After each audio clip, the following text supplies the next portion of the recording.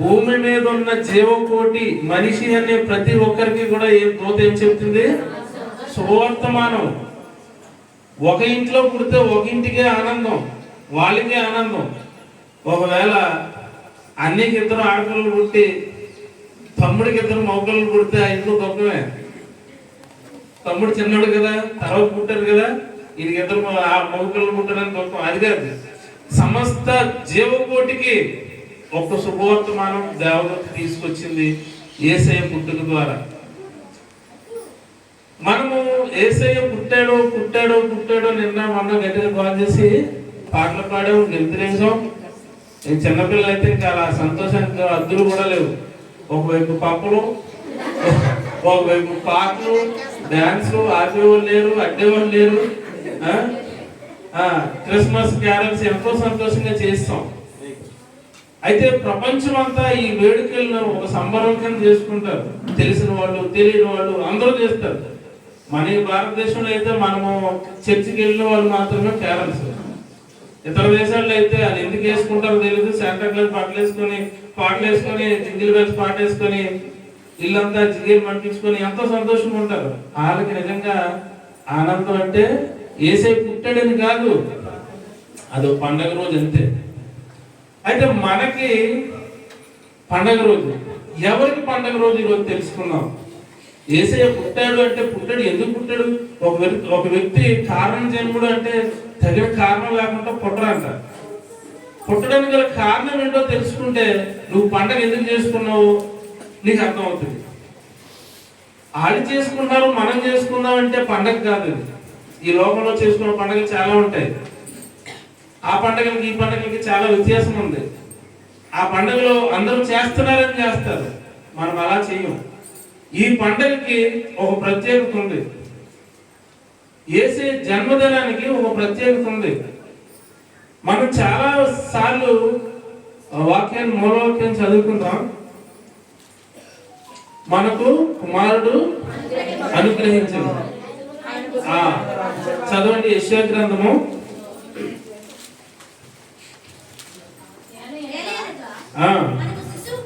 మనకు శిశువు పుట్టెను, మనకు కుమారుడు అనుగ్రహింపబడెను. ఆయన భుజము మీద రాజ్యభారముండును. ఆశ్చర్యకరుడు, ఆలోచనకర్త, బలవంతుడైన దేవుడు, నిత్యుడగు తండ్రి, సమాధానకర్త అని అధిపతి అని. దీనికంటే ముందు వాక్యం ఒకటి ఉంది, 7వ అధ్యాయంలో కూడా ఉంది. మూలవాక్యం చిన్న ప్రార్థనతో మన వాక్య ధ్యానాన్ని ప్రారంభించుకుందాం. పరిశుద్ధ ప్రేమగా తండ్రి, కృపగల ఈ జన్మదిన వేడుకను బట్టి మేమందరము నాయన నిన్ను బట్టి స్తుతించడానికి ఈ ఉదయకాల సమయంలో నీ సన్నిధికి చేరి ఉన్నాం ప్రభావ. ఈ ఆరాధన అంతా మీరే అధ్యక్షత వహించండి.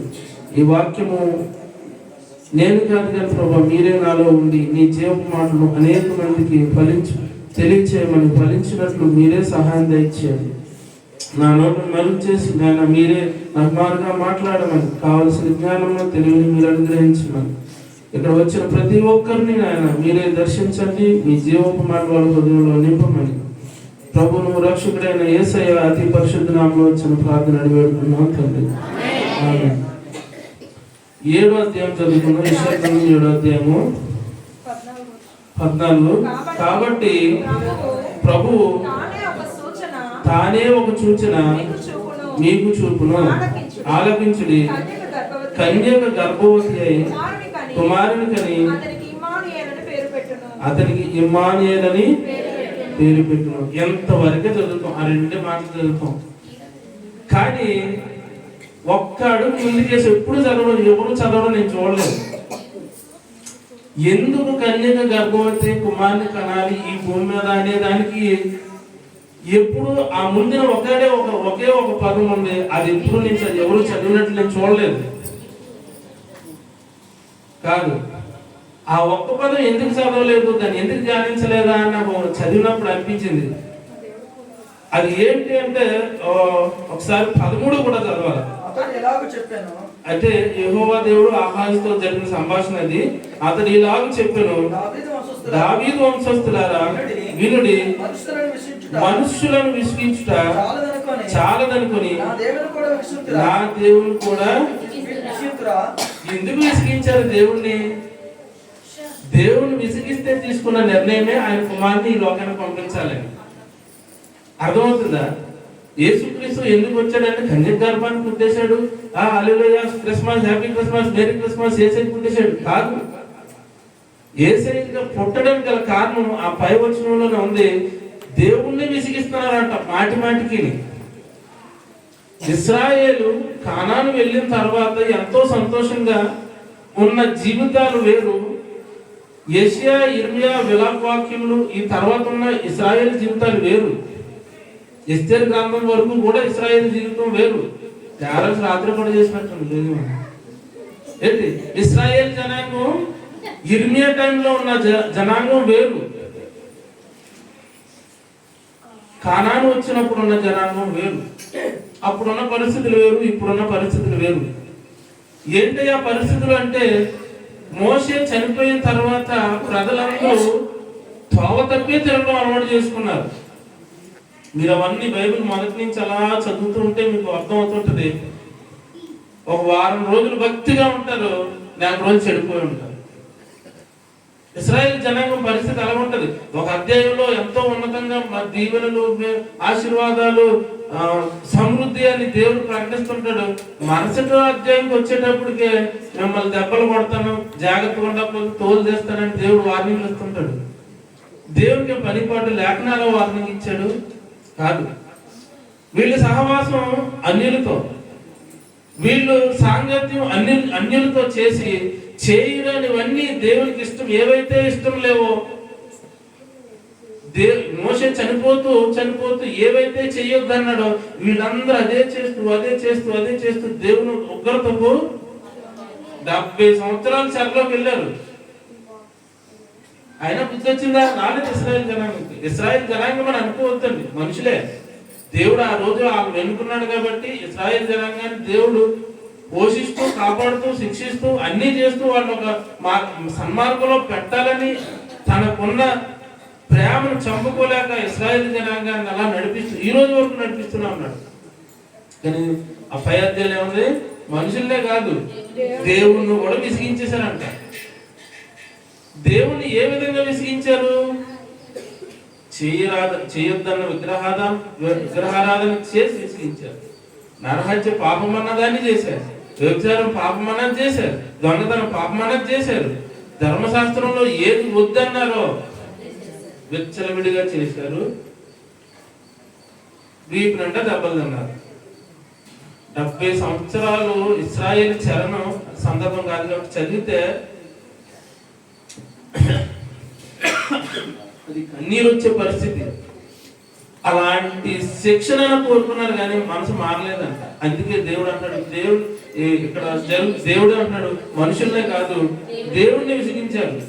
పాపం చేస్తే ఏం చేయాలంట? గోన్నో గొర్రెనో తీసుకొచ్చి బలి అర్పించాలి. అంటే ఈ పాపాల వల్ల నువ్వు కాదు కానీ ఈ గొర్రె చనిపోతుంది, గుర్తించుకో. నువ్వే చావాల్సింది, నీకు మారుగా గొర్రె చచ్చిపోతున్నది. అది పెట్టింది ఎవరు? దేవుడే పెట్టాడు. దేవుడే నువ్వు చేసిన పాపాలకి మారుగా ఒక జంతువు చనిపోవాలి, లేదంటే నువ్వు చచ్చిపోవాలి. పాపం ప్రక్షాళన జరగాలి కాబట్టి ఆ విధిని పెట్టిన దేవుడు ప్రతిసారి పాపం చేస్తూ ప్రతిసారి జంతువులు అయితే చంపుతున్నారు కానీ వీళ్ళ మనసులో పాపం చెయ్యకూడదన్న తలపు రాలేదు. ఆ పాప భయాన్ని పోగొట్టడం కోసమే యేసయ్య ఒక నిర్ణయం తీసుకున్నాడు. ఏ నిర్ణయం తీసుకున్నాడు? తానే ఈ లోకానికి రావాలని. ఇన్నిసార్లు జంతువులు చనిపోయినా వీళ్ళ హృదయాలు మారలేదు.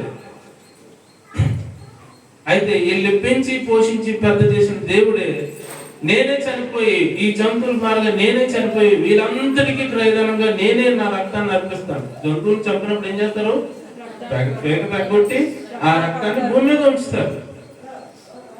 నీకు మార్గాన్ని చనిపోయింది. అయితే దేవుడు ఒక నిర్ణయం తీసుకున్నాడు. ఆ నిర్ణయమే తనే ఈ లోకానికి రావాలి. ఎందుకు? సమస్త మానవుల పాపాలని ఆయన మీద వేసుకొని ఆయన ప్రాణాన్ని ఈ భూలోకంలో విడిచిపెట్టి మన పాపాలన్నింటినీ ఆయన క్షమించడం కోసము ఒక గొప్ప నిర్ణయం తీసుకున్నాడు. అదే ఆ నిర్ణయం తీసుకోవడానికి గల కారణం ఏంటంటే మనల్ని మన పాపాలతో దేవుని విసిగించడమే. దేవుని విసిగించిన తర్వాత తీసుకున్న నిర్ణయమే ఆయన్నే ఈ లోకాన్ని పంపించి ఒక్కసారే, ప్రతిసారి ఇంకా లేదు, ఇంకా ఒకేసారి సమస్త సృష్టికి కూడా ఆయన ప్రక్షాళన, పాపం నుండి ప్రక్షాళన చేయడం కోసం ఈ లోకానికి రావాలని నిర్ణయం తీసుకున్నాడు. అప్పుడే తీసుకున్న నిర్ణయం ఏంటంటే కన్యక కుమారుని కనును. ఇదే ఈ లోకానికి శుభవర్తమానం. కన్యక గర్భవతి, ఈ హిందూ గ్రంథాల్లో కూడా ఉంది. కన్య సుతాయ నమః అని ఏదో చదువుతుంటారంటారు. అంటే వాళ్ళు కూడా దేవుడు అనేవాడు కన్యకకే పుడతాడని వాళ్ళు రాసుకున్నారు. కానీ వాళ్ళు నమ్ముతారా? నమ్మరు.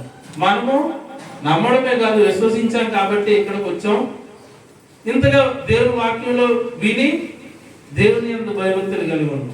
చెప్పడానికి చాలా ఉంటే నమ్మడానికి చాలా మంది ఉండరు. అలా నమ్మిన వాళ్ళే పరిశుద్ధులు అవుతారు, పరలోక రాజ్యం చేరబడతారు. అయితే కన్యక గర్భవతి అయి కుమారుని కన్యని అతనికి ఇమ్మానుయేలు పేరు పెట్టని యెషయా గ్రంథం ద్వారా ప్రకటించబడిన ఇది ప్రవచనం. ప్రవచనం అంటే భవిష్యత్తులో జరిగేది, యెషయా ద్వారా చెప్పబడిన వాక్యము. అయితే మనం మత్తయి సువార్తకు వచ్చినప్పటికి ఏం జరిగిందాక కుమారుడు కన్యక గాబ్రియెలు దూత అంటుంది కదా, కన్యక గర్భవతి కుమారుని కన్య. అవును, ఈ లోకంలో పాపం లేకుండా జన్మించిన యేసుక్రీస్తుకు మరి సాటి ఎవరు లేరు. కాబట్టి ఒకసారి ఈ క్రిస్మస్ అనేక అంశాలు ఉన్నాయి. నేను చెప్పాలనుకున్న పాత నిబంధన గ్రంథంలో నుంచి చెప్పాలనుకుంటున్నాను, దాన్ని మీకు ముందుకు తీసుకెళ్తాను. ఇప్పుడు మొదట చదివిన అధ్యాయాన్ని 9 ఏలే అనగా మనకు శిశువు పుట్టెను, మనకు కుమారుడు అనుగ్రహింపబడెను. ఎలా పుడతాడంట కుమారుడు? కన్యకకు పుడతాడు. మగ్దలేని మరియా, ఈ మరియకు యోసేపుకి పెళ్లి అవ్వకముందు ప్రధానం మాత్రమే జరిగింది. అప్పటికి ఆమె కన్యకే. పరిశుద్ధాత్మ ద్వారా గర్భవతి అయి కుమారుడు పుట్టాడు, కన్యకకే పుట్టాడు. అది పాత నిబంధన ప్రవచనం నెరవేర్పు జరిగింది. అతనికి ఎటువంటి అధికారం ఇవ్వబడిందో ఈ యెషయా గ్రంథంలో పుట్టిన ఆ బాలుడికి ఎటువంటి అధికారం ఇవ్వబడిందో, ఆయన శక్తి ఏంటో, ఆయన ఎలాంటి వాడో అదే గ్రంథంలో ఆయన భుజం మీద రాజ్యభారము ఉండను. ఆయన రాజు. ఆయన ఈ మాటకు అర్థం ఆయన రాజు అనే తెలియజేస్తుంది. ఎవరికి రాజు? ఈ శుభవర్తమానం ప్రజలందరికీ కాబట్టి ఆయన ప్రజలందరికీ రాజు. పాతకాలంలో రాజు అంటే కొన్ని కిలోమీటర్ల వ్యాసార్థంలోనే అతను రాజు. మన విజయనగరం రాజులు అంటే విజయనగరం వరకే, బొబ్బుల రాజులు అంటే బొబ్బుల వరకే. ఇంకో ఏవో ఉన్నాయి చాలా సామ్రాజ్యాలు. ఎంతవరకు అంటే ఓ 10, 15, 20, 100 కిలోమీటర్ల పరిధిలోనే ఉండేవి. కానీ ఈ శుభవర్తమానం సర్వ జనాంగానికి కాబట్టి ఆయన రాజు. ఎవరు? ఈ జ్ఞానులు ఏం చెప్తున్నారు? మేము రాజు పుట్టాడని ఆ చుక్కను చూసి వెతుకుతూ వచ్చాం. రాజు పుట్టాడని రాజు పశువుల పాకలో పుడతాడా? లాభం అనుకుంటారు, పశువుల పాకలో పుట్టాడు, అంతఃపురంలో పుడతాడని. కానీ అంతఃపురంలో పుట్టిన, పశువుల పాకలో పుట్టిన రాజు అంటే ఆయన రాజే. అర్థమవుతుందా? తెలివైన వాళ్ళు ఎప్పుడు గొప్పింట్లో పుట్టరు అనుకోకండి. అక్కడ పుడతారు, పేదింట్లోనే పుడతారు. ఆడు తెలివైనడు కాబట్టి, ఆ జ్ఞానము ఆడికి దేవుడు ఇచ్చాడు కాబట్టి గొప్పింట్లోనే పుడితే తెలుగుమంతులు పుడతారని అనుకోవడం మన పొరపాటు. అలాగని రాజగృహంలోనే పుడితే రాజు అవుతాడు అనుకోవడం కూడా మన తప్పే. జ్ఞానులకి తెలుసు అప్పుడున్న పరిస్థితులను బట్టి రాజులు మహానుభావులు పుడితే అప్పుడున్న లోకంలో ఉన్న పరిస్థితులు ఏంటని వాళ్ళకి తెలుసు. కాబట్టి ఒక రాజు ఈ లోకంలో పుట్టాడని మొట్టమొదటి గుర్తించింది ఎవరు? జ్ఞానులు. దూత చెప్పలేదు వాళ్ళకి, మీకోసం పుట్టాడని చెప్పింది ఎవరికి? గొల్లలకు మాత్రమే. జ్ఞానులు తమంతట తాము తెలుసుకొని ఒక రాజు పుట్టాడని ఏం తెచ్చారు? కానుకలు తెచ్చారు. ఏం తెచ్చారమ్మా కానుకలు?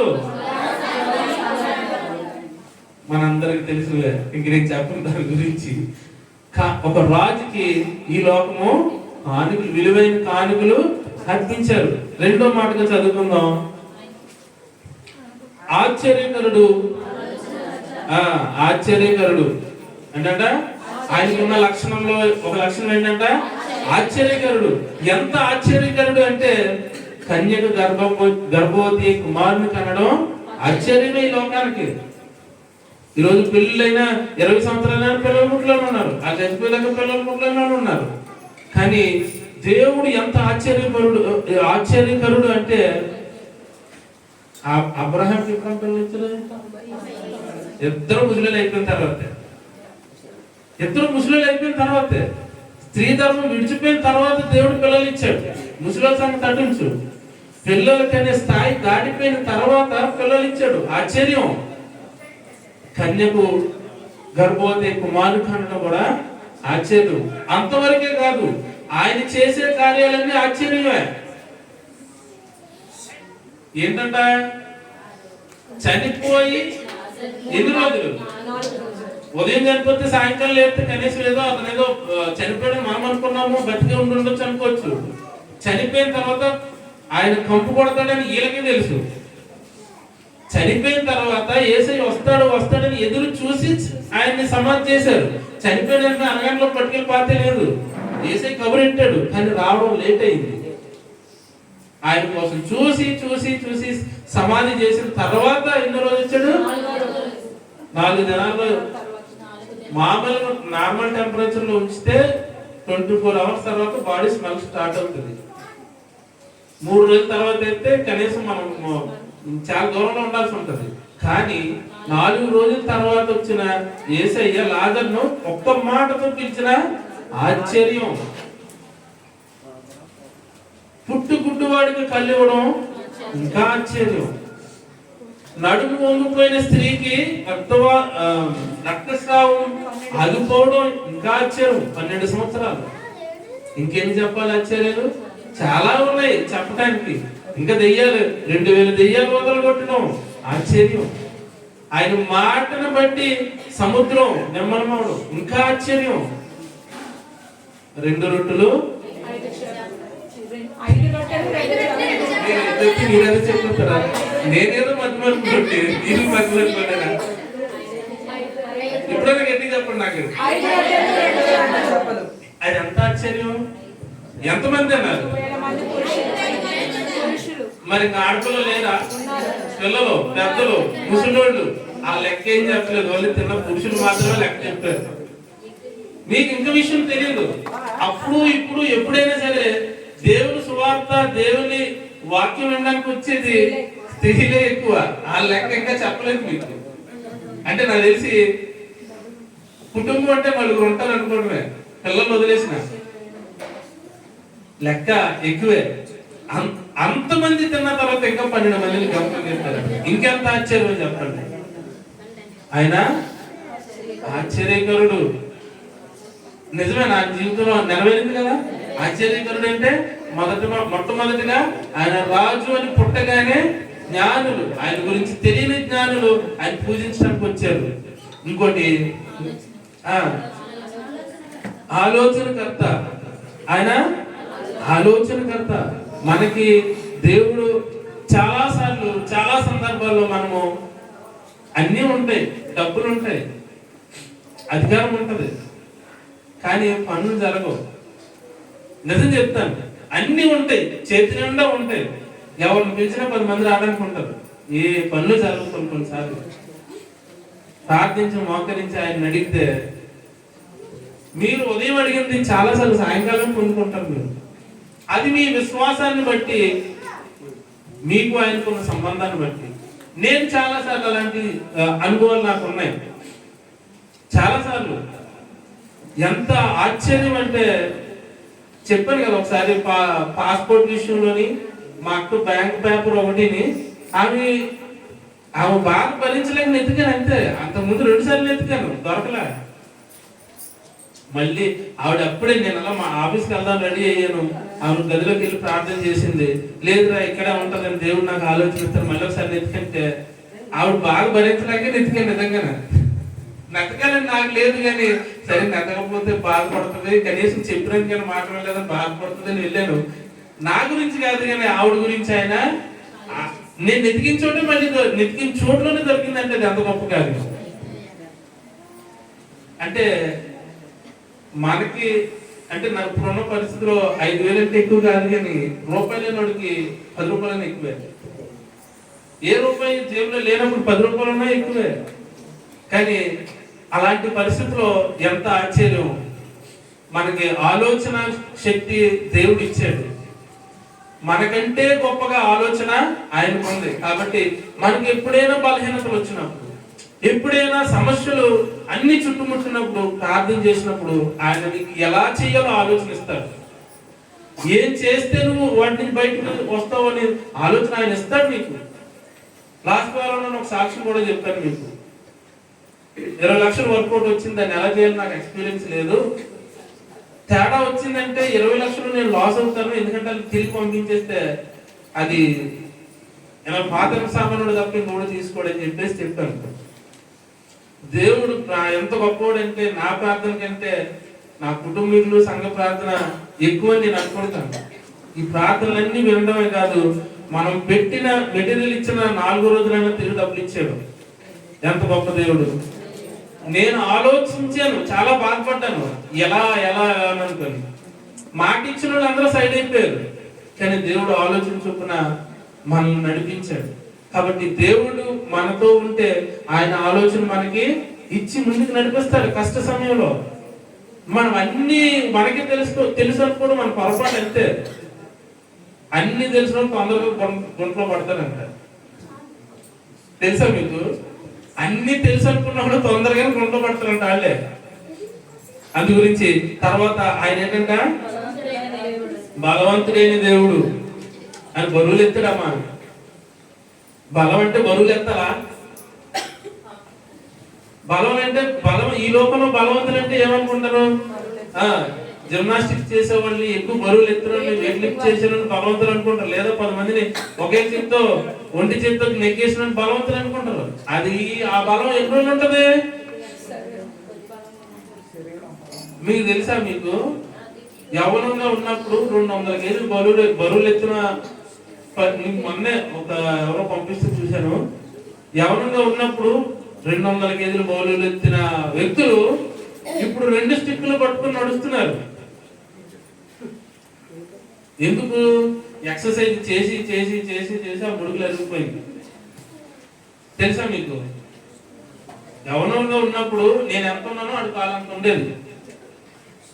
నా భుజం ఎంత ఉందో ఆడు కాలంత ఉండేది.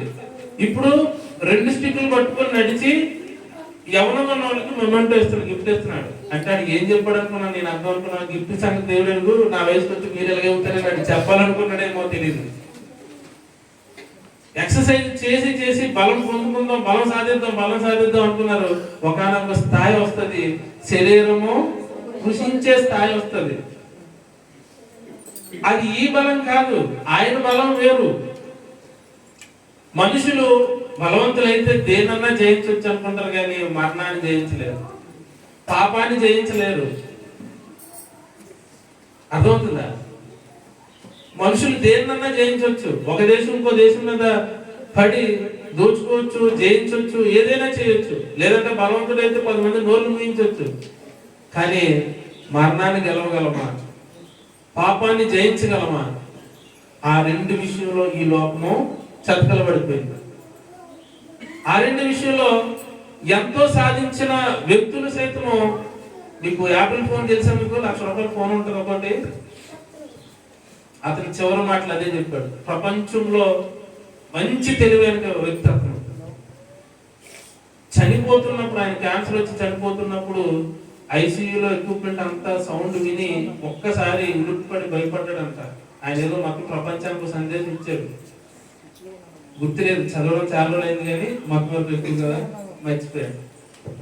సారాంశం అంటే ఒకటే, ఎంత సంపాదించిన ఒక్కడనే ఉన్నాను అలాగని ఆ సారాంశం అంతే. ఒక్కడే ఉన్నాడు బయట గేట్ డోర్ బయట కోట్లు కోట్లు విలువ చేసే ఆస్తులు మొత్తం సామ్రాజ్యం ఉంది, కానీ రూమ్ లో ఐసీయూ ఎక్విప్మెంట్ అతనే ఉన్నాడు చనిపోయే స్థాయిలో. ఎంత భయంకరమైనదో మరణం అంటే. కానీ దేవుడు మరణమా నీ గుళ్ళెక్కడ, ఈ మరణపు గుళ్ళు ప్రతి ఒక్కరిని గుచ్చుకుంటూ వెళ్తుంది. గుచ్చుకున్న తర్వాత అందరూ పడుకుని శాశ్వత నిద్రే. కానీ దేవుడు మరణపు ముళ్ళును విరిచి తిరిగి లేచిన బలవంతుడు. ఆయన బలము మరణము నువ్వు జయించినంత బలం అవుతుంది. ఆయన బలవంతుడు ఊరికనే కాదు, ఆయన యవ్వనం బట్టి బలవంతుడు కాదు, ఆయనకున్న శక్తిని బట్టి బలవంతుడు కాదు, ఆయన దేవుడు కదా అలాగని చెప్పేసి తన బలాన్ని చూపించాలనుకోలేదు. ఆయన దేవుడే, కానీ మానవ రూపంలో వచ్చి దేవుడికి ఉన్నంత బలం ఏంటో చూపించాడు. మరణం మీద మరణాన్ని జయించిన బలవంతుడు అతను. అంతేకాదు నాలో పాపం ఉందని ఈ లోకానికి సవాలు విసిరిన దేవుడు. అంటే దాని అర్థం ఏంటంటే ఆయన పాపం చేయలేదు, పాపానికి లోపడలేదు, పాపానికి దాసుడు కాలేదు. కానీ మనమంత బలహీనమో తెలుసా? తిండికి పడిపోతాం, డబ్బులకి పడిపోతాం, ఇంకా శరీరాశులకైతే చెప్పక్కర్లేదు, శరీర సౌఖ్యానికి పడిపోతాం. ప్రతి విషయంలో మనం బలహీనమే. లేదండి ఇవన్నీ నేను జయించాలండి ఎవరైనా ఉన్నారంటే చెప్పండి, ఎవ్వరు వల్ల కాదు. ఏదో ఒక స్థితిలో పడిపోయిన వాళ్ళు. నేను అనుకుంటాను చిన్న వయసులో ఉన్న పిల్లలకి ఆలకిని తెలుసు అనుకుంటాం. కొంతమంది చేతిలో దిగి ఎంత కూడా ఇవ్వరు. చిన్నప్పుడు మా తమ్ముడు ఉన్నాడు, అడిగి నాకు పెట్టిన తర్వాత అరే చిన్న చిన్నది పెట్టరా అంటే గిన్నె పట్టుకొని తిరిగేసాడు. అంటే నేను ఇటు తిరిగి ఇద్దరం కలిసి ఎదురెదురు ఉండేవాళ్ళని మనం కంప్లీట్ తిరిగేసుకోడు గిన్నె పట్టుకొని. ఆడ వయసు చిన్నదే, అడిగి ఏం తెలియదు అనుకుంటాం. కానీ జన్మతః కొన్ని వచ్చేసినాయి మనకి ఆధారం నుంచి. ఏమి పాప లక్షణాలు వచ్చేస్తుంటాయి. చిన్నపిల్లలు కొట్టేసుకుంటారు తెలియని టైంలోనే, పాకిరే వయసులోనే వాళ్ళు ట్విన్స్ అయితే మాత్రం తెగ కొట్టేసుకుంటారు. ఎక్కడి నుంచి వచ్చినాయి? జన్మతః వచ్చేసినాయి. పెద్దోళ్ళే పాపం చేస్తారు అనుకోకండి, చిన్నోళ్ళు చేస్తారు. అది వాళ్ళ పాపం అని వాళ్ళకి తెలియదు. తెలిసే వయసు వచ్చిన తర్వాత మనం చేస్తాం చూసు, ఇది తప్పు.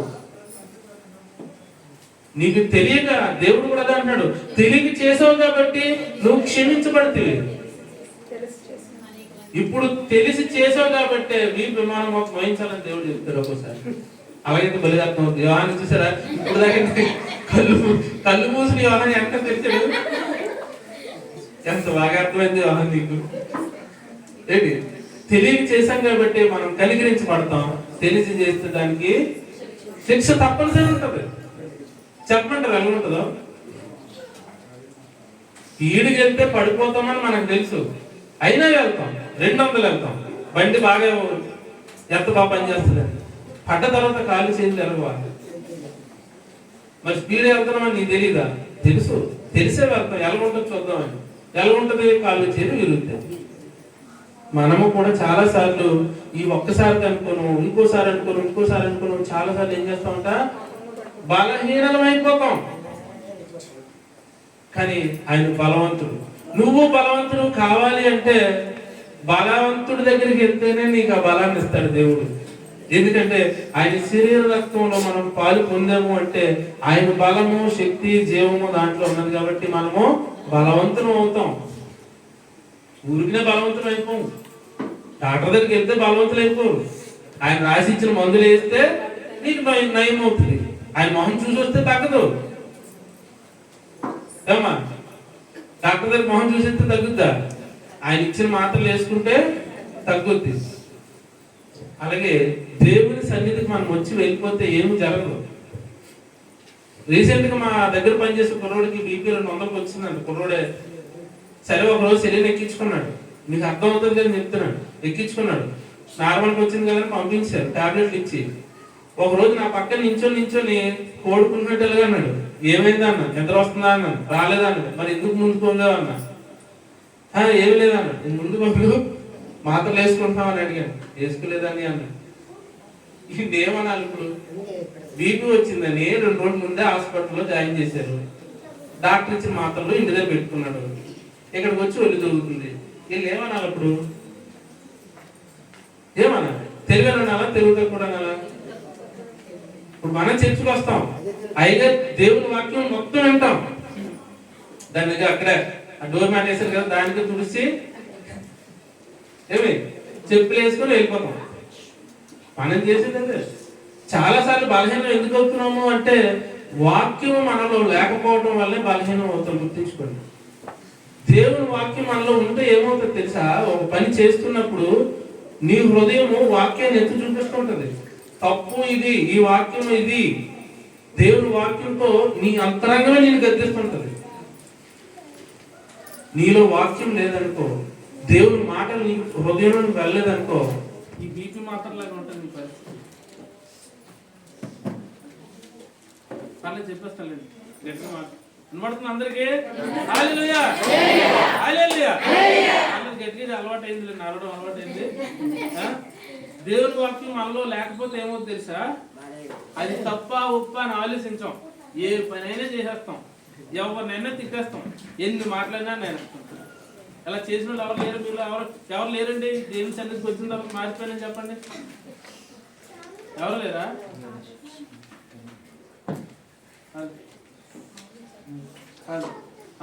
ఎవరు లేరా? అలా లేకపోతే కనుక తప్పే. మళ్ళీ అది కూడా నువ్వు దేవుని సన్నిధికి వచ్చిన తర్వాత అక్కడ కాదు, ఇక్కడ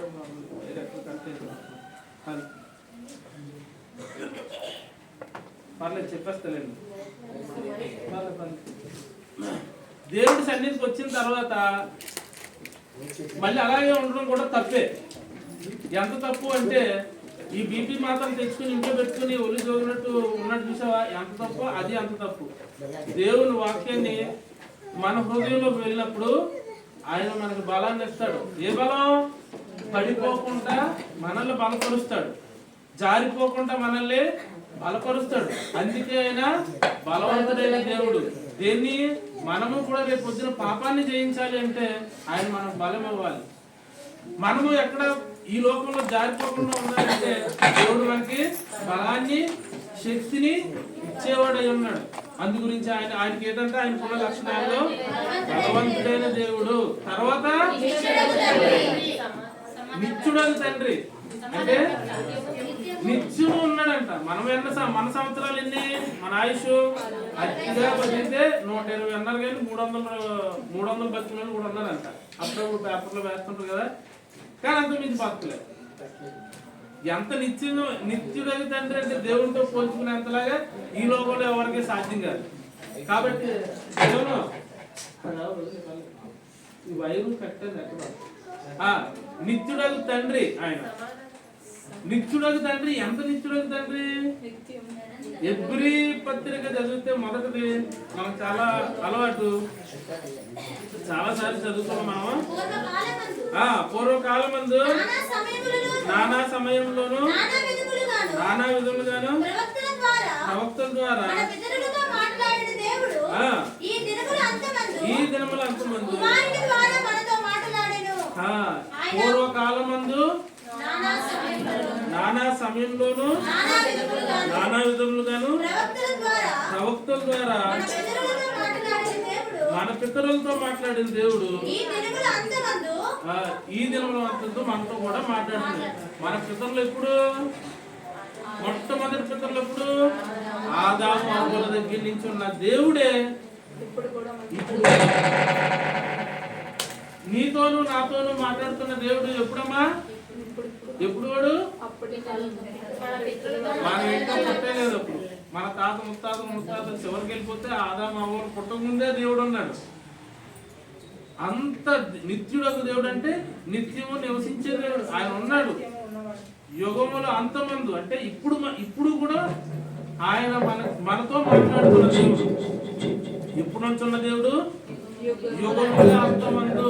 ఈ యుగం అంతం అయ్యేంత వరకు కూడా దేవుడు ఉంటాడు. అంత దేవుడు.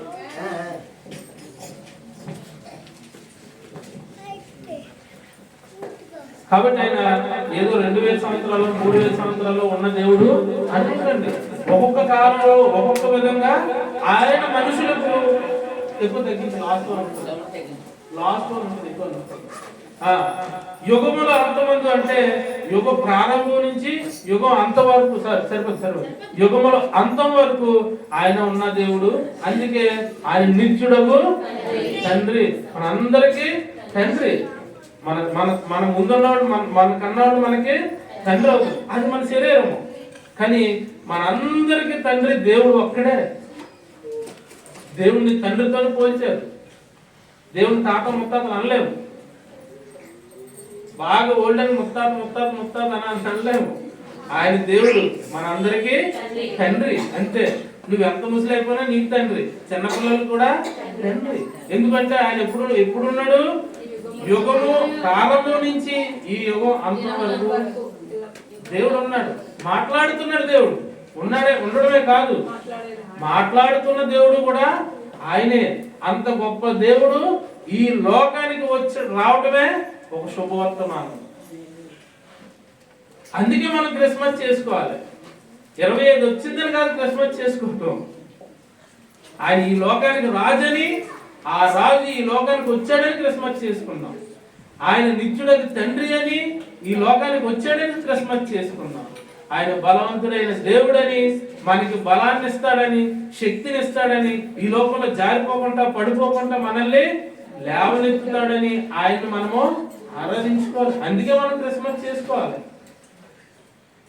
అందరూ చేసుకున్నారు, మనం చేసుకోకూడదు. మన పాపాల నిమిత్తము ఆయన క్రయధనంగా తన రక్తాన్ని చిందించడానికి ఈ లోకానికి వచ్చాడని ఈ లేఖనం చెప్పిన విధానాన్ని బట్టే మనం క్రిస్మస్ చేసుకోవాలి. కొంతమంది ఉంటారు, పండగ అంటే పండగ, వాళ్ళ ఇళ్ళకి వేస్తారు, మన ఇళ్ళకి వేస్తాం, వాళ్ళు పక్కన ఉండేస్తారు, మనకి చుట్టాలు వచ్చేస్తారు, తినే వెళ్ళిపోతారు, అంతా అయిపోయింది. కాదు పండగ అంటే. నువ్వు పప్పులు పెడతావని దేవుడు ఈ లోకానికి రాలేదు. బట్టలు పెడతావని దేవుడు ఈ లోకానికి రాలేదు. ఆయన నిన్ను ప్రేమించి పడిపోతావు. ఆయన నిన్ను ప్రేమించి ఈ లోకానికి వచ్చాడు. ఎందుకు ప్రేమించాడు? దేవుడు లోకంలో ఎంతగా ప్రేమించాడు? ఎంత? 500, 600, 1000 వెలకట్టలేని ప్రాణం అంటే వెలకట్టలేని దాన్ని గుర్తించుకోండి. అది మనిషి ప్రాణమైనా వెలకట్టలేము. కొంతమంది చచ్చిపోతే 1,00,000 రూపాయలు ఇస్తారు, కొంతమంది ఇస్తే 10 లక్షలు ఇస్తారు, కొంతమంది చచ్చిపోతే 1 కోటి రూపాయలు ఇస్తారు. అది మనిషిని కట్టిన లెక్క. మరి దేవుడు ప్రాణానికి ఎవరు లెక్క కట్టలేదు. ఒక కోటీసుడు చచ్చిపోతే 1 కోటి రూపాయలు 2 కోట్లు ఇస్తారు. నార్మల్ గా ఎవరన్నా కూలివాడు చచ్చిపోతే 1,00,000, 2 లక్షలు ఇస్తారు. అంటే ఈ లోకం ఎలా కట్టింది? ఎలా? ఆయనకున్న ఆస్తి పాస్తులు బట్టి, హోదాను బట్టి విలువ కట్టింది ప్రాణానికి. మరి దేవునికి ఏం విలువ కడతాడు? ఈ సమస్త సృష్టి ఆయనది. ఆయన ఐశ్వర్యవంతుడు. దానికి నువ్వు కట్టే విలువ ఎంత? ఎప్పుడన్నా ఆలోచించావా? ఆయన ప్రాణానికి నువ్వు విలువ కట్టాలనుకుంటే ఎంతని కట్టగలవు? నీ కోసం రక్తం ఇచ్చిన దేవుడికి ఎంతని నువ్వు ఇవ్వగలవు? ఇవ్వలేం. ఆయన ప్రాణానికి విలువ కట్టలేము. ఆయనకి మనము క్రయధనంగా మనం ఏమి చెల్లించలేము. అంత గొప్ప దేవుడు మనం ఈ లోకానికి వచ్చాడన్నవే ఒక గొప్ప శుభవర్తమానం. మరి ఇంకో మాట చెప్తాను. ఎవరైనా మనకి 10 రూపాయలు ఇస్తే తిరిగి 10 రూపాయలు ఇచ్చేస్తాం. లేదా దానం చేయాలనుకుంటే మనము ఉచితంగానే ఎంతో కొంత ఇస్తాం. ప్రాణాన్ని అయితే ఎవరు రక్తం అంటే ఏదో మళ్ళీ వస్తుంది కాబట్టి ఇస్తారు. పోయే ప్రాణాన్ని కూడా ఇస్తాడు ఎవరు? పోనీ మనమేమో నీతిమంతులమా? మనమేమో పవిత్ర పరిశుద్ధులమా? అలాగైతే మనకు ఆయనతో పనే లేదు. ఇంత పాపి కోసం ఆయన ఆ లోకం నుంచి ఈ లోకానికి వచ్చి శ్రమలు పడి దెబ్బలు తిని ప్రాణం పెట్టాల్సిన అవసరం ఏముంది? ఎప్పుడైనా ఆలోచించారా? ఆయన రక్తం నీ కోసం చిందించాల్సిన అవసరం ఆయనకి నీకున్న సంబంధం ఏమిటి? అది తెలిస్తే క్రిస్మస్ చేసినా చేయకపోయినా నీ హృదయంలో ఆనందం వచ్చేస్తుంది. అది తెలియకనే ఈ రోజుల్లో చాలా మంది క్రైస్తవులు కూడా చర్చికి అయితే వస్తారు, నచ్చినట్టు బ్రతికేస్తుంటారు. అమ్మ బాబుని బట్టో, లేదంటే ఇంట్లో భార్యను బట్టో, లేదంటే భర్తను బట్టో చర్చికి వస్తారు, కానీ వాళ్ళ జీవితం మార్చుకోరు. ఈ ఒక్క విషయం నేను తెలుసుకుంటే ఆయన ప్రేమించకుండా ఉండలేరు, ఆయన పుట్టాడన్న సంతోషం ఆనందం అవ్వకుండా ఉండదు. ఎందుకు? ఆయన నిన్ను ప్రేమించి నీ కోసం ప్రాణం పెట్టాడు. ఆయనకి నువ్వంటే ప్రాణము, అందుకే నీ కోసం ఆయన ప్రాణం పెట్టాడు. ఎందుకు? ఆయన ఆత్మ నీలో ఉంది, ఆయన జీవము నీలో నింపాడు కాబట్టి నువ్వు నేను బ్రతుకుతున్నావు, ఈ లోకంలో జీవిస్తున్నావు. కాకపోతే దేవుడు కోరుకునేది ఆయనలా బ్రతకాలని కోరుకుంటాం, మనం కోరుకునేది మనకు నచ్చినట్టు బ్రతకాలని మనం కోరుకుంటాం. ఇక్కడే పేచి మనకి దేవుడికి వస్తుంది. మనకి నచ్చిన దారిలో మనం వెళ్ళాలనుకుంటాం, ఆయన ఒక దారి ఉంది. ఏంటి ఆ దారి? నేనే మార్గము, సత్యము, జీవము. ఆ మార్గంలో నువ్వు ప్రవేశిస్తే ఆ నిత్య రాజ్యాన్ని చేరుకుంటావు అని దేవుడు చెప్పే సందేశం వేరు. మనమేమనుకుంటాం, నా రూటే సపరేట్ ఏదో ఉంటది, నా రూటే సపరేట్ అన్నట్టు ఆ దారిలో వెళ్ళాం, గోదావరిలోకి వెళ్తాం. మీ దారి వేరు, ఆయన దారి వేరు. ఆయన చెప్పే దారి వేరు, నువ్వు నడిచే దారి వేరు. ఎప్పుడైతే ఆయన దారిలోకి నువ్వు వస్తావో క్రిస్మస్ ఆనందం నీ హృదయంలోకి వస్తుంది. ఈ లైట్లు ఇప్పుడు ఆరిపోయాయి, క్రిస్మస్ పోయింది, నీ హృదయంలో ఆరిపోయిందా? నీ దీపం ఆరిపోయిందా? సంతోషం పోయిందా? దేవుడు పుట్టాడనే సంతోషం ఎప్పుడైతే దేవుడే నీ కోసం వచ్చాడని ఎప్పుడు గ్రహిస్తావో అప్పుడు నీ హృదయంలో ఆనందం ఉంటుంది. ఈ లైట్లు ఇప్పుడు ఆగిపోయినాయి, ఎంతసేపు ఉంటుందో తెలియదు ఈ ఆనందం. మనం మనస్ఫూర్తిగా నవ్వుతున్నాం చూసావా, అదే క్రిస్మస్ ఆనందం. ఈ ఆనందం మీ ఇంట్లో, మా ఇంట్లో, మనందరి ఇంట్లో ఉండాలి అంటే మనం గుర్తించాల్సింది, మనము విసిగించటం వల్లనే దేవుడు ఈ లోకానికి వచ్చాడని, ఏమి వచ్చి మన కోసం తన ప్రాణం పెట్టడానికి ఈ లోకానికి వచ్చాడు అనేది మన క్రిస్మస్ ఆనందం అయి ఉంటే అది ఇంకా మంచిది. అంతే తప్ప లైట్లు కట్టాం, బెలూన్లు చేసాం, చుట్టాలు వచ్చారు, పిండి వంటలు చేసారు, ఎంత బాగుంది, మరుసటి రోజు వెళ్ళిపోయారు, అంత సబ్బడిపోయాం అనుకుంటే క్రిస్మస్ ఆనందం కాదు. దేవుడు చెప్పిన ఆనందం వేరు, మనం చేస్తున్న క్రిస్మస్ వేరు. ఎక్కడైనా తెలుసుకుందాం, దేవుడిని విసిగించకుండా ఆయన్ని మహిమపరిస్తే ఆయన దూతలు మీకు తోడుగా ఉంచుతాడు. ఆయన బలవంతుడైన తండ్రి కాబట్టి, ఇంకా మనం మర్చిపోయాం ఆ మాటలో. ఒక నిమిషం, ఈ సమయం అయిపోతుంది, కదా ఈరోజు తెలుస్తాను కదా, వెళ్ళిపోతారు. ముందు ఎవరైనా వెళ్ళిపోయిన చెప్పండి, ఆకలిస్తున్న వాళ్ళు ఎవరైనా ఒక నిమిషం క్షమించండి. 12 కదా,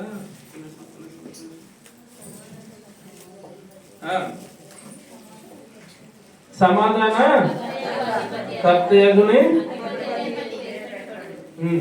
దానికి వాక్యం చదువుకుంటే, నా శాంతినే మీకు అనుగ్రహిస్తున్నాను. ఏదైతే శాంతి, ఒక నిమిషం, మీరు అడిగిన ఆయన శాంతి, ఆ రిఫరెన్స్ ఒకసారి చదవండి. ఒక నిమిషం, నేను మర్చిపోతాను.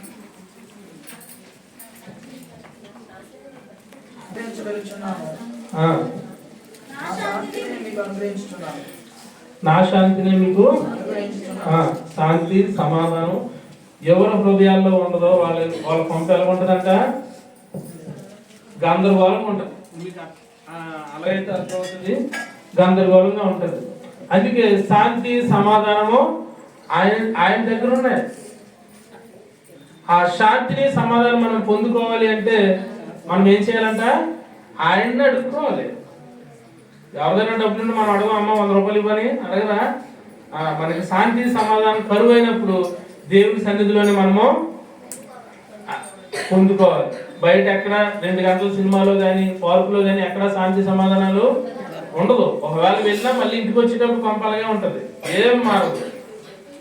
కాబట్టి గృహాల్లో శాంతి సమాధానం నెమ్మది లేదనుకోండి, మనం ఏం చేయాలంట, యోహాను సువార్త 14:27 చదువుకొని చర్చికి రావాలి. దేవుడి పాదాల దగ్గరికి వెళ్తే ఆయన శాంతినే మీకు ఇస్తాడు. ఈ లోకం ఇచ్చినట్టు కాదని ఇంకో మాట చెప్పాడు. ఏమని? ఈ లోకం ఇచ్చినట్టు కాదు. ఈ లోకం ఇచ్చినట్టు అంటే ఎంతసేపు ఉంటుంది తెలిసి? ఈ లోకం ఇచ్చినట్టు ఒక 2 గంటల సినిమాకి వెళ్ళారు అనుకోండి, ఆ 2 గంటలు ఉంటుంది. సినిమా చూసిన చెప్పు నవ్వేస్తావు, ఏడ్చేస్తావు, కింద పడిపోయి దొరికేస్తావు, అందరు లైట్ లేక బయటకు వచ్చిన తర్వాత మళ్ళీ మామూలుగా ఉంటుంది. ఏం మార్పు? పార్కులోకి వెళ్ళిన తర్వాత అబ్బా భలే ఉన్నాయి, ఇది బాగుంది, అది బాగుంది అనుకుంటాం. ఏం మార్పు? మళ్ళీ గేటు దగ్గర బయటకు వస్తే పరిస్థితులన్నీ అలాగే ఉంటాయి. అందుకే దేవుడు అంటున్నాడు కదా, నా శాంతిని ఇస్తున్నాను, ఈ లోకం ఇచ్చినట్టు ఇవ్వట్లేదు.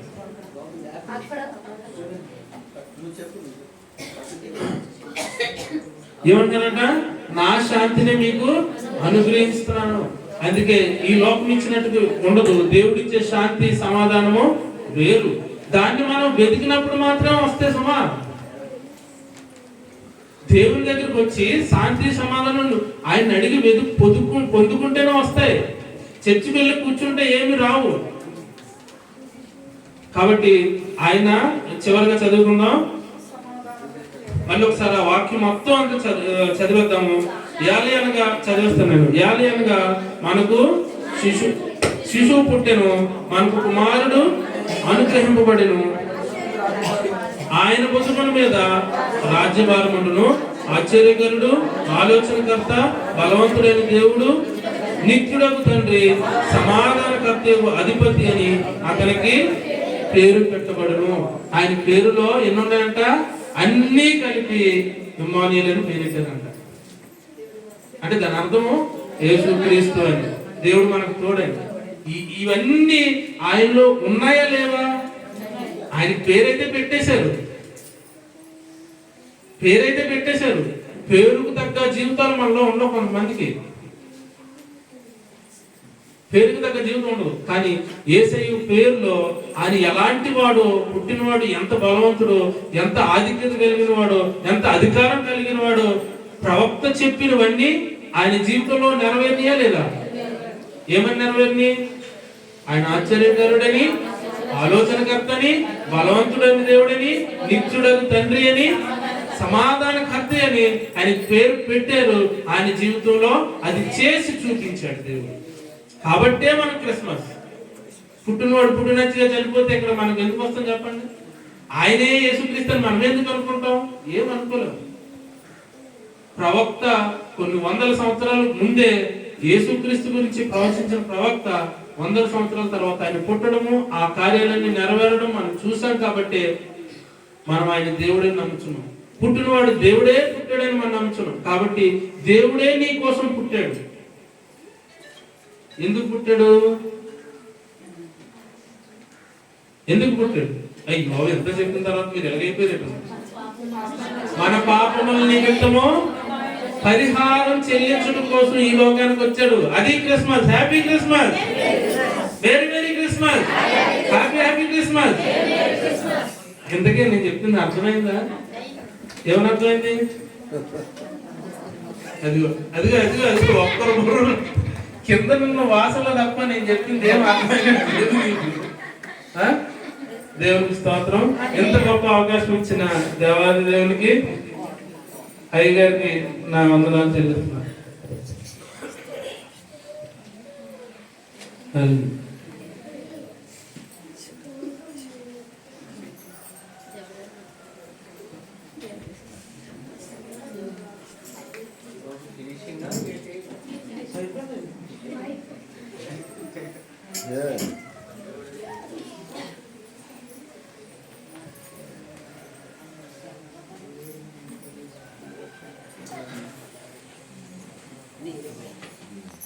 మనకందరికీ క్రిస్మస్ మెసేజ్ అందించబడింది. మరి మీరు అర్థం చేసుకుంటారని ఆ బిడ్డ చెప్పిన వాక్యాలని నేను అనుకుంటున్నాను. ప్రతి ఒక్కరు జ్ఞాపకం చేసుకోండి. ఆ బిడ్డ వాక్యం చెప్పడం కాదు, మీరు కూడా ఎవరైతే బాప్తిజం పొందారో ప్రతి ఒక్కరికి అర్హత ఉంది. నేను కూడా ముందుకు వచ్చి నేను వాక్యం చెప్తాను నా ప్రభు నామాన్ని కనపరుస్తాను అనే హృదయం మీకు అందరికీ ఉండాలి. ఒకటి మాత్రం మీరు నేర్చుకోవాలి. నేర్చుకోవాలంటే మన మధ్యలో సాగర్ గారు అనే బిడ్డ కొత్తగా వస్తున్నారు. వాళ్ళు అలాగే సంఘాలు తెలిసిన వాళ్ళందరూ వారి గురించి నేను ఒక మాట చెప్తాను. ఆ మాట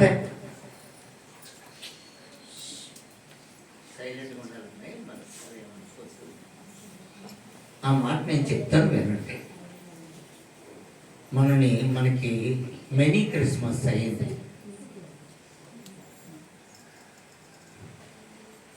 ఆ బిడ్డకి వాక్యం చెప్పమని ఇచ్చాను. చాలా సంతోషంతో ఆ బిడ్డ కూడా అనిపించింది.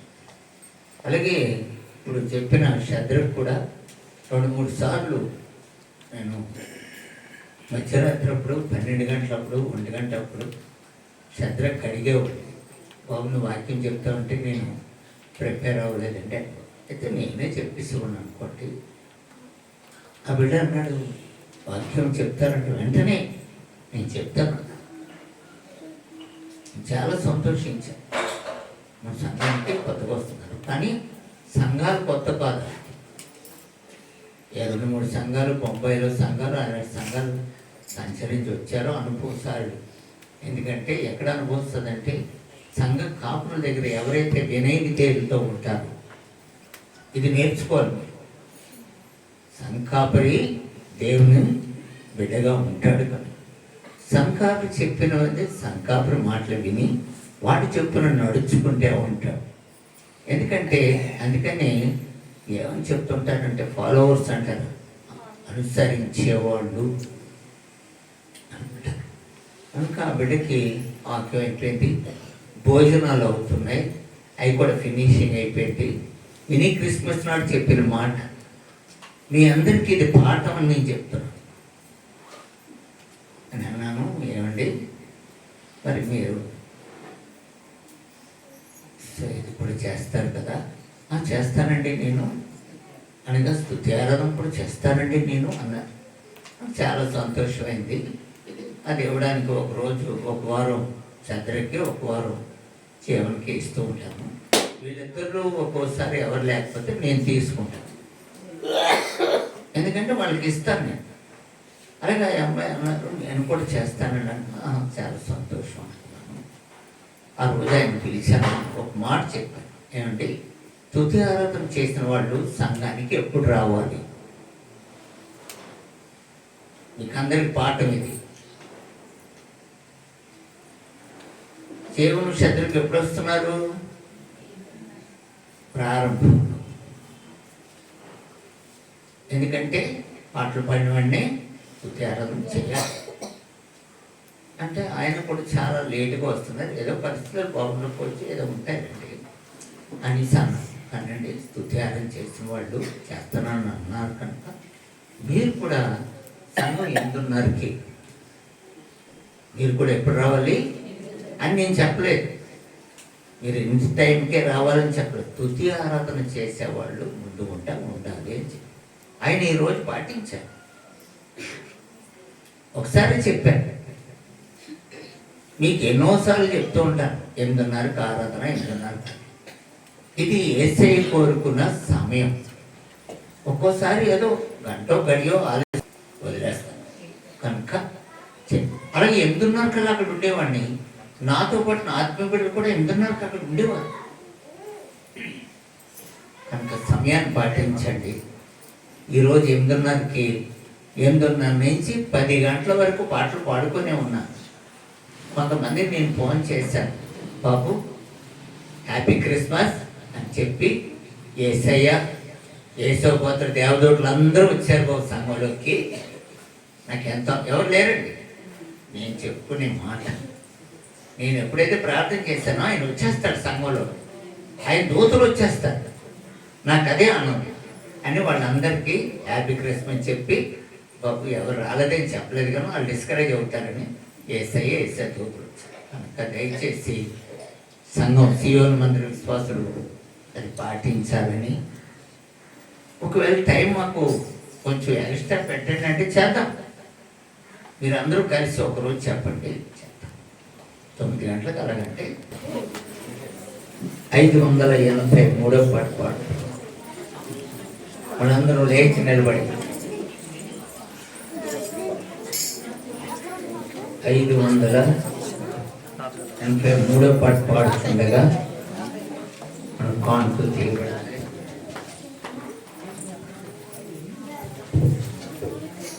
583వ పాట చూడండి. పాటల పుస్తకంలో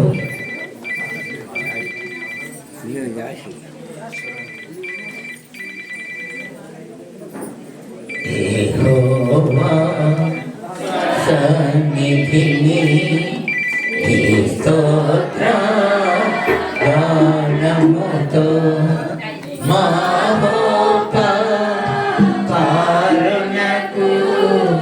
మహోపకారునకు మహానుగానార్పణ సమర్పించుడి. యెహోవా సన్నిధిని స్తోత్ర గానముతో ప్రభువడుగు అర్పణలు ప్రేమ కృతజ్ఞతలు అభయ ప్రార్థనములు అభయ ప్రార్థనములు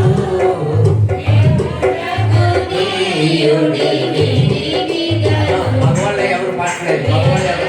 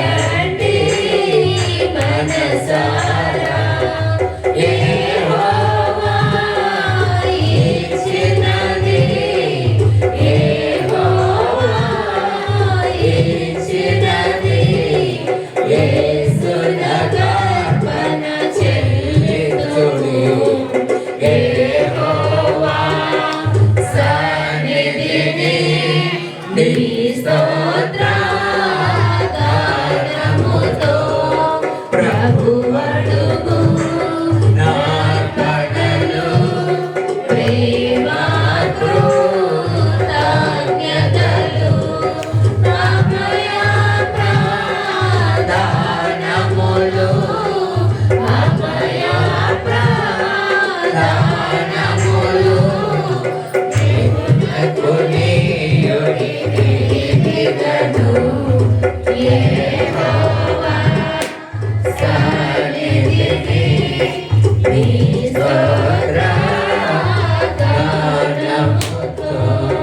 అలాగే నిల్చుండగా మరి మన మధ్యలో ఉన్న జీవన్ కుమార్ వచ్చి కొన్ని అనౌన్స్మెంట్ ఈ వారం నుంచి 1వ తారీఖు వరకు ఉన్న అనౌన్స్ అన్ని జీవన్ కుమార్ కొన్ని అనౌన్స్ చేస్తారు. కొంచెం సేపు నిలబడండి, ఏం పర్లేదు. పర్లో ప్రారంభం చేసుకుందాం. తర్వాత కేక్ కటింగ్ కూడా ఉంది. ఎందుకంటే ప్రతి క్రిస్మస్కు నతనేయులు గారు వచ్చి కేక్ పెడతారు. కొంచెం అనౌన్స్ చేస్తారు. Happy Christmas, merry merry Christmas, happy happy Christmas, merry happy Christmas. దేవుడి ఇప్పుడు వరకు కార్యక్రమాలు జరిగించారు. మరి తదుపరి ప్రారంభం ఇంకా వాక్యం అయిపోయిన తర్వాత ప్రోగ్రామ్ అంతా అయిపోయిన తర్వాత మీ అందరికీ భోజనాలు ఏర్పాటు చేయడం జరిగింది. ప్రేమ నుండి మీరు చేయాలి. అలాగే 31వ రాత్రి హోల్ నైట్ ప్రార్థన జరుగుతుంది. ఆ రోజు వాగ్దానాలు కూడా మీకు ఇవ్వబడతాయి. ఆదివారం 1వ తారీఖు కూడా మీకు ఇక్కడ ఆదివారం పడిందా? ఓకే, మీకు అందరికీ అలాగే తెలుసు కాబట్టి హల్లెలూయా. 31వ తారీఖు మాత్రం గుర్తుంచుకోండి. ఆ రోజు రాత్రి ఏ రోజు పడిందా? బుధవారం. దీని తర్వాత వచ్చి ఆదివారం యథావిధిగా ఆరాధన మాత్రం క్రమంగా జరుగుతుంది. అందులో ఏ మార్పు ఉండదు. ఆదివారంలో ఎప్పుడు ఏ మార్పు ఎక్కడ ఏం జరగదు. కాబట్టి ఆదివారం సంఘం యథావిధిగా కార్యక్రమం జరుగుతుంది. 31వ తారీఖు రాత్రి 9:30కి యాక్చువల్గా భాస్కర్ గారు 8:30కి అన్నారు, కానీ మనం క్యారల్స్ నాడు 21వ తారీఖున మనం 9:30కి వాళ్ళ షెడ్యూల్ ఇచ్చాం. భాస్కర్ గారు దయచేసి క్షమించాలి మీరు. మనం 9:30కి వాళ్ళ క్రిస్మస్ ఆరాధన మనం అందరికీ చెప్పడం జరిగింది. అందుని బట్టి ప్రజలు కొంచెం లేట్గా రావడం జరిగింది. ఈ గమనిక మీరు గమనించాలి. అంటే నేను కూడా లేట్గా రావడం జరిగింది. ఎందుకంటే ఇది ఒక ప్రత్యేకమైన దినము కాబట్టి దాని గురించి అని ఒక టైం పెట్టాలి. కొన్ని ప్రోగ్రామ్స్ ఉన్న భోజనాలు కార్యక్రమాలు అన్నీ ఉంటాయి కాబట్టి ఆ రోజు 31వ తారీఖు ప్రభుబాలు ఉంటుంది. దయచేసి మీరు ప్రార్థనా పూర్వకంగా రండి. ఆ రోజు వాగ్దానాలు ఇవ్వబడతాయి. 31st